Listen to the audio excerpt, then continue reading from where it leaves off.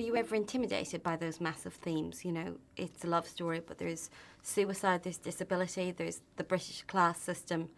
You know, how did you feel about taking all of those on in one Well, film? I loved that it had all of those within it, and I felt that the most important way of dealing with them was to maintain a balance, so that for me overall, when I read this, it was a love story. That's what I loved about it. Two people who shouldn't be together fall in love with each other, and, you know, take each other on a journey that they would never have gone on otherwise. And that, for me, was the thing that I was ultimately drawn to. It feels like a very life-affirming and uplifting story. And if along the way we were also able to deal with some difficult topics, then that for me just made it more interesting.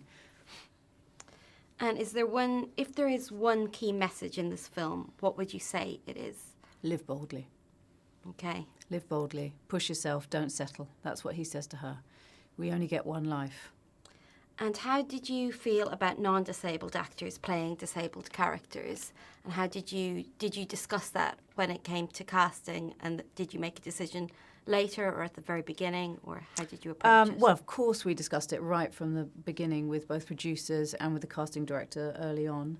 But again, it's a bit like the gender thing. You know, if an actor is fully able to, there's no reason for me why he couldn't play a disabled character, in the same way as a really, you know, like Amelia does an amazing American accent, and there's no reason to me why she isn't allowed to play an American just because she isn't an American.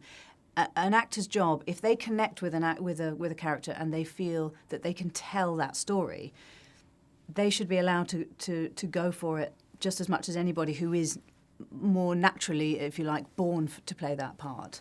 And Sam's immediately connected with this character and very much wanted to play it, and he committed himself fully to to physically making sure that he told the story as true as it possibly could be, and make the character as authentic as it would be if he'd been played by a disabled man. Do you ever think that we'll get to a stage where we think, actually, non-disabled people playing disabled people, that's not something we do anymore, the way that we don't black up to play black characters anymore? I think it really depends on the character and the type of story you're wanting to play.